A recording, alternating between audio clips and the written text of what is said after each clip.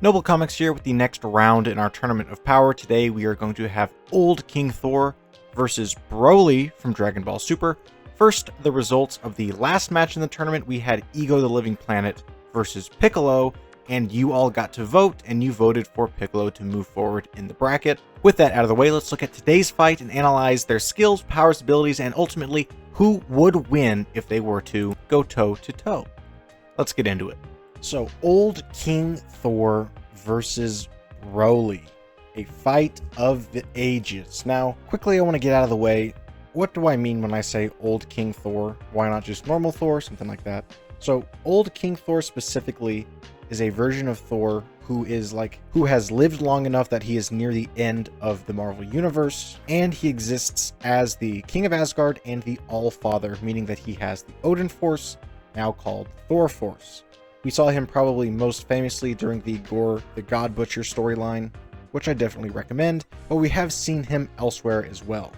This version of Thor is incredibly powerful, one of his more powerful versions out there, rivaling if not surpassing Odin in terms of pure power. And of course on the other side we have BROLY, the legendary Super Saiyan from Dragon Ball Super, who has been making some appearances in the manga recently.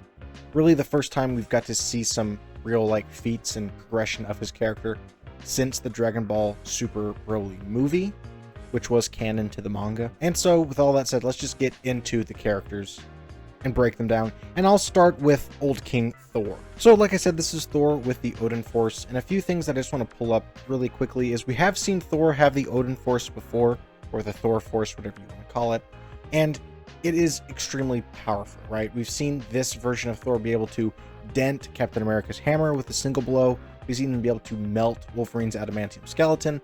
Both of these things should be impossibilities, yet he is able to pull them off because he's so incredibly powerful in this form. He also has some of the abilities that the Odin Force offers him, like Existence Erasure. We've also seen Odin be able to bring people back to life, create life, manipulate reality in different ways, and again has had fights that shake the universe and destroy countless galaxies and stuff like that. Typical super powerful comic book writing type of thing.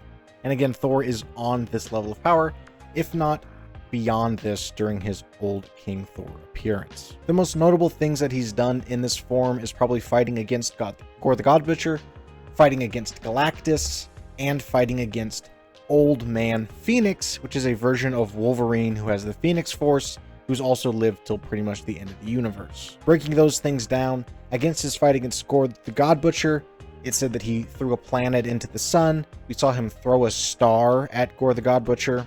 He flew through a black hole. He was able to damage the all-dark dimension, actually damaging the dimension itself. He fought against universal decay, whatever that means, I guess using his reality warping abilities.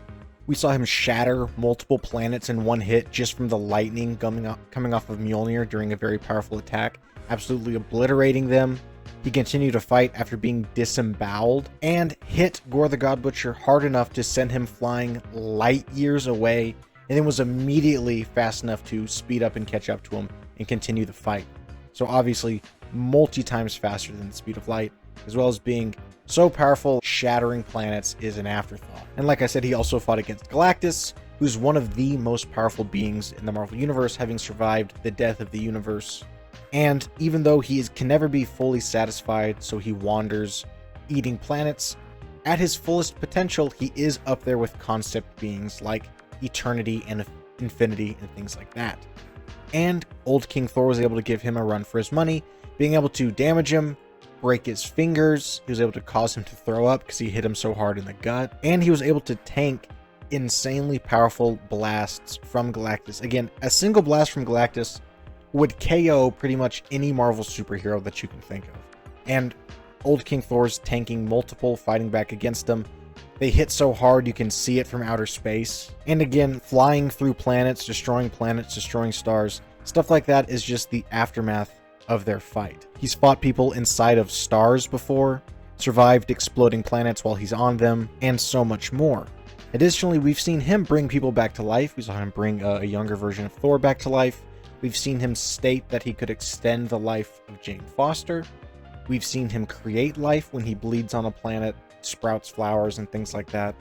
The dude is like a actual god. And again, another character he fought who's extremely powerful is Old Man Phoenix, this Phoenix Force version of Wolverine, who it said is so powerful and his claws are so hot that they melt stars. And we see Old King Thor taking hits, getting clawed through the hand, getting sliced by the sky, and being able to dish it back out to him in a fight that pretty much threatens reality, essentially. It's so powerful. All in all, this version of Thor is just like the pure definition of a super powerful, badass character, right? He's incredibly fast, being able to travel multiple times faster than the speed of light. He's incredibly strong, being able, again, to fight and knock over beings like Galactus. Incredibly durable, taking hits from Gore the God Butcher, taking hits from Old Man Phoenix, taking hits from Galactus, being blasted by him multiple times, surviving going through black holes, surviving exploding stars, being able to throw a star at an opponent, planets and galaxies extinguishing just as an aftermath of his fight. Not to mention his other abilities like life manipulation, like existence erasure, essentially has omniscience as well, and the ability to actually mend or destroy the fabric of reality, and the ability to destroy actual dimensions themselves. And on the flip side, we have BROLY, the legendary Super Saiyan from Dragon Ball Super.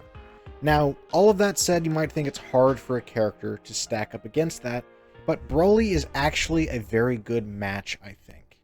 BROLY was this character who has a ton of potential, but never really got a chance to explore it until he found himself in a fight against Goku and Vegeta. Throughout this fight, he starts out fighting and pretty much being beat by base level Vegeta. Then he powers up a little bit more. He's fighting Super Saiyan Vegeta, up to Super Saiyan God, and ultimately he's up there, surpassed and beating Super Saiyan God, Super Saiyan, aka Super Saiyan Blue, levels of Goku and Vegeta, as well as Golden Frieza. He turns into an absolute menace very quickly. Again, to scale this character, Super Saiyan Blue, I think, is in the multi-universal, if not universal, levels of power. I think this probably scales above the initial look at Beerus we had, who was untrained at the time. And Beerus was tapping his finger and splitting a planet in half. Beerus was flicking and one-shotting Super Saiyan 3 Goku, who was galaxy level in power. And Super Saiyan Blue is light years beyond this. Because a step down in Super Saiyan God, before he was even really trained, when he was fighting against Beerus, his punches were shaking the very universe, threatening to destroy it. And now he's so much further beyond that in terms of power. And BROLY is more powerful than that. Super Saiyan Blue could not defeat him. Even the fact that Goku had way superior martial arts, BROLY was still able to keep up. He had some very impressive martial art displays of his own. He was more of a grappler as well. So incredibly strong, incredibly durable, incredibly fast. He did have some very impressive energy attacks as well they shot out against them. And probably most impressively was whenever he fought against Gogeta, which is a fusion of Goku and Vegeta, being magnitudes more powerful than either of them. In this form, when he was fighting against BROLY, literally their fight shattered the dimension and they got sucked into a different dimension they were fighting. We saw BROLY's blasts continuing to shatter reality, and they eventually hit each other so hard they shattered back into our normal reality. All the while, BROLY is taking hits from Super Saiyan Blue Gogeta, who's one of the, if not the most powerful character we've seen in Dragon Ball Super period. He's getting absolutely clobbered by the guy, and he is hanging in there, blocking attacks and things like that. He's not fast enough to land a hit, I will say, but he does do a very good job of hanging in there, and undoubtedly displays his very impressive strength, speed, durability, energy projection, all that stuff, putting him definitely beyond the universal level of power, or even probably multi-universal level of power. Since then, we did see him appear in the Dragon Ball Super manga, where we saw him sparring against the likes of Beast Gohan, and Beast Gohan we know is extremely powerful, at least on par with Ultra Instinct Goku, and during that fight against Beast Gohan, it was said that BROLY learned how to control his power, theoretically making him more powerful than before, because now he's not just a mindless rage monster, he actually has some control over his power and what he's doing. And honestly, that's really what we have out of Dragon Ball Super BROLY. I know it's not a ton, but really all we had was the movie, and then his most recent appearances in the manga. But regardless, I think we do have a good feel for his power, because again, he is scaling directly above Super Saiyan Blue, Goku, and Vegeta. So what would happen if these two were to fight? Let's look at our stats. Starting with Power output, I think that it is pretty close between the two of them. They both had similar feats of being able to destroy or damage an entire reality or dimension. BROLY obviously is able to deal out damage powerful enough to harm Universal Plus beings like Super Saiyan Goku. And the same goes for Old King Thor, who's able to deal out damage to multi-universal beings like. So I think that comparison between the two of them is pretty much a wash. Speed-wise, in a foot race, I'm guessing Old King Thor wins just because we've seen more from him on that front.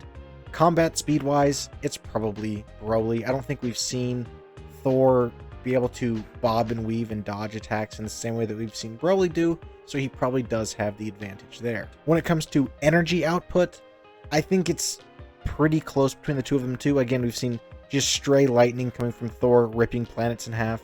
We know the God Blast that he has is insanely powerful. Again, able to blow Gorth Godbutcher light years away. BROLY is a Dragon Ball character. They're known for their energy attacks, and he has very powerful blasts both from his hand and his mouth. And so maybe he has a slight advantage there. I think, again, durability-wise, I think they're very close too.